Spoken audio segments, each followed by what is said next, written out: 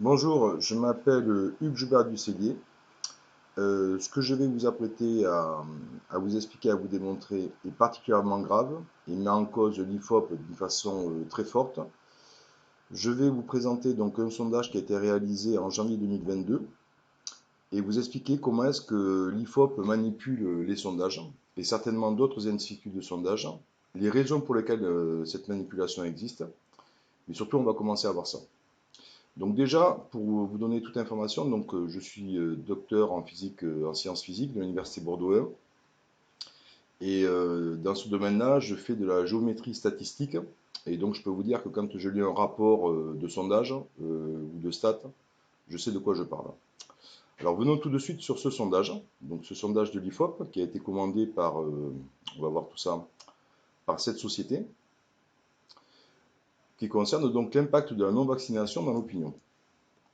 Alors, première information, donc je vous dis clairement que l'IFOP ment, et j'espère que ce que je vais dire va être débunké, et c'est pour cette raison que je marque mon adresse email ici, de sorte à ce que s'il y a des journalistes qui ont la bonne idée de me contacter pour que, s'ils débunkent donc ce que je vais dire au regard de ce qu'indique l'IFOP, que je puisse avoir donc un droit de réponse sur leur débunkage. Mais ce que je m'apprête à dire, en fait, est particulièrement grave dans notre régime démocratique. Donc voilà, alors les personnes qui sont en charge de ce sondage sont Frédéric Dabi et Louise Jussian. Et vous pouvez les envoyer un email en mettant leur prénom, leur nom, suivi de @ifo.com. Alors voilà ce qui m'a interrogé. Donc j'ai vu ça sur un tweet et je vais aller directement sur le résultat qui a été donné par le tweet. Je vais vous le présenter tout de suite. Donc je descends dans le rapport. Donc le rapport il est accessible à cette URL. Voilà, c'est ça, c'est ce tableau. Donc voilà la question.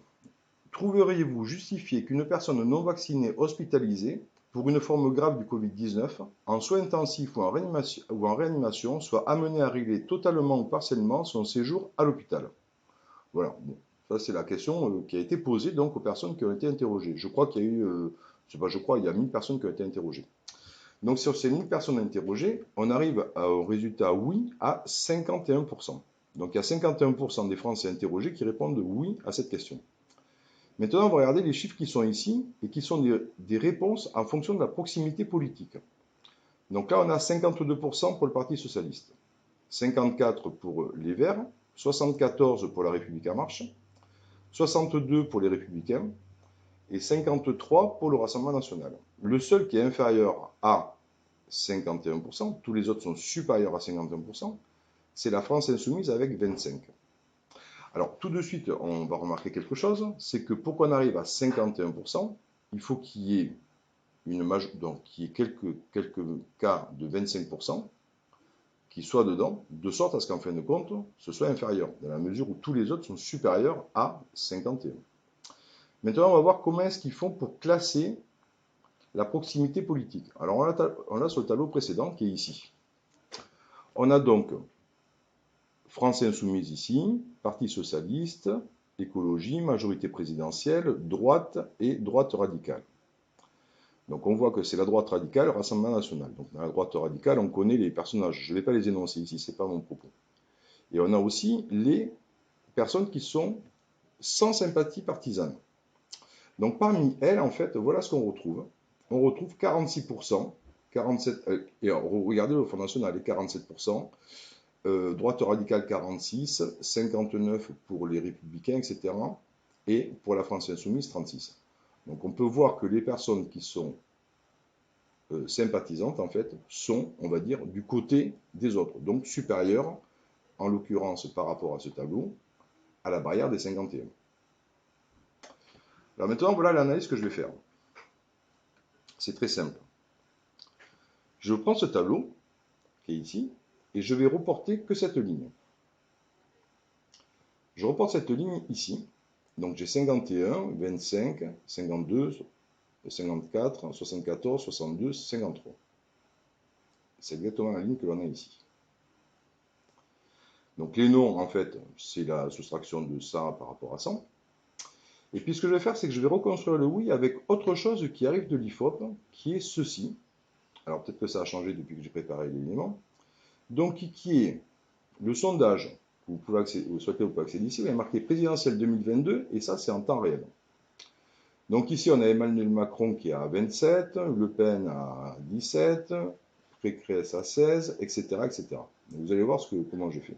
Jadot à 7, Hidalgo à 4, etc. Bon, moi, les chiffres que j'avais, ce n'étaient pas les mêmes, mais vous pourrez le refaire. Hein.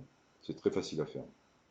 Donc ce que je fais, c'est qu'en face de chacun des partisans, je vais mettre un chiffre. Et le chiffre, en fait, je le prends par rapport à ce qui est écrit sur ce tableau. Et quand je fais ça, voilà le résultat que j'obtiens. J'obtiens qu'en fait, ce ne serait pas 51% des Français qui seraient favorables donc à faire payer les gens, mais selon le sondage qui est ici, si je prends donc les proportions par parti, ce serait 57%. Donc comme on a vu dans le tableau préalablement, que le seul parti qui était inférieur à 50, c'était la France Insoumise. Et pour ne pas défavoriser les autres, ce que je fais, c'est que je vais réduire celui qui est le plus extrême, donc la République en marche, pour affecter le pourcentage de personnes qui sont sympathisantes sur la France Insoumise, de sorte à arriver à 51%. Leurs chiffres, ce n'est pas les miens, c'est les leurs. Donc ça, c'est la reconstruction donc sur un instantané de leurs statistiques, plutôt de leurs résultats concernant donc les intentions de vote au premier tour. Et ce que je fais, c'est que je vais reporter les chiffres ici. Et une fois que j'aurai fait ça, je vais faire baisser. Donc ça, si je le mets par exemple à 27, hop, on revient bien sur un chiffre de 57. Voilà. Alors ce que j'ai fait, pour ceux qui veulent le savoir, c'est que j'ai fait une moyenne géométrique, hein, tout simplement. Maintenant, si je veux arriver à 51%, le chiffre qu'ils ont indiqué ici, eh bien, ce qu'il faut que je fasse, il faut que je baisse ce pourcentage.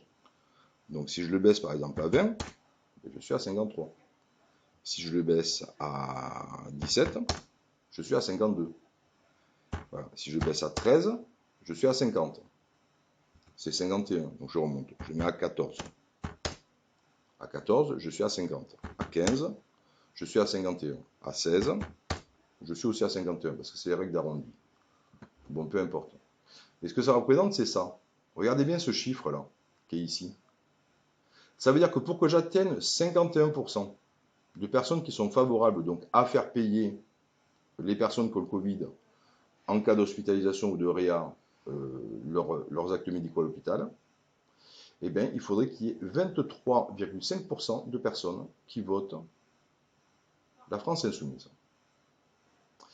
Alors, je vais vous dire tout de suite quelque chose qui est très très important. Il y a quelque temps, il y a une journaliste sur, je crois, CNews ou BFM TV qui avait dit que la LREM était à 10% et ça a fait un grand blanc dans l'échange qui a eu lieu. Et en fait, eh bien, c'est certainement vrai. Parce que là, ce que j'ai fait, c'est que j'ai accentué d'une façon forte la position de l'AFI et de LREM,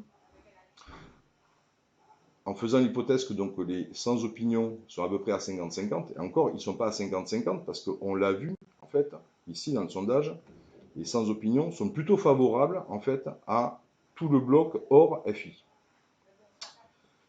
Donc, en fait, ce sera encore plus important le chiffre qu'il devrait y avoir là, et les sondages nous mentent. Voilà. Donc, ce qu'il y a, c'est que j'attends qu'il y ait quelqu'un qui me débunk à ce sujet-là. Voilà, donc je vous redonne mon email. Voilà mon email, il est ici. Débunkez-moi. Faites diffuser cette information pour bien expliquer qu'en fait, la France insoumise n'est pas à 12% d'intention de vote, comme ils le disent, mais est plus proche des 23% d'intention de vote. Voilà. Et maintenant, je vais vous dire autre chose. Là, je vais passer en version politique. On sait très bien que de tous les partis politiques qui sont présents dans cette liste, PS, ELV, LR, LREM et RN, ils sont tous pour conserver ce mécanisme néolibéral. Le seul qui veut le changer, c'est la France insoumise.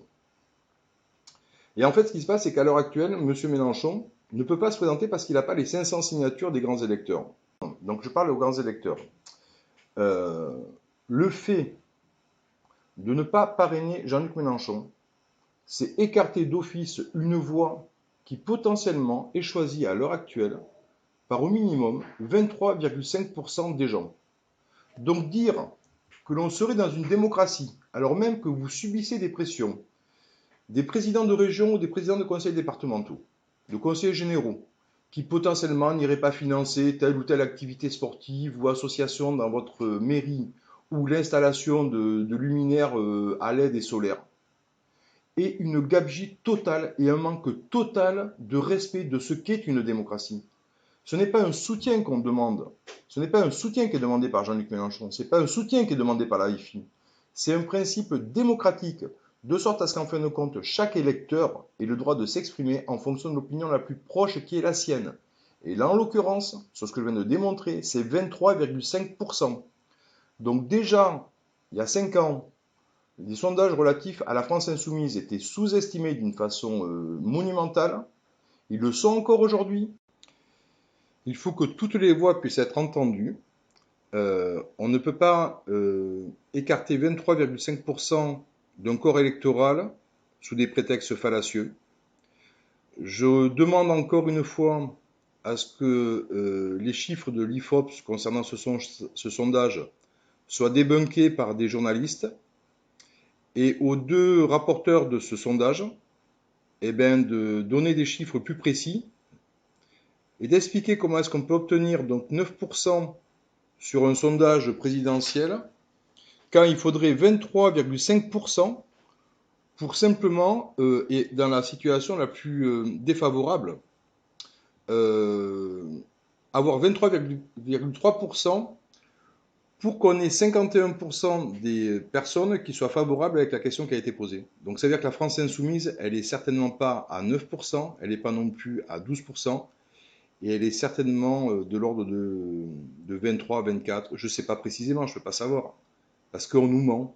On nous ment. Donc, les grands électeurs, parrainez Mélenchon, les sondeurs, arrêtez de mentir. Et peut-être que notre société ira mieux si on a confiance en les médias et en nos grands électeurs. Merci de partager cette vidéo le plus largement possible.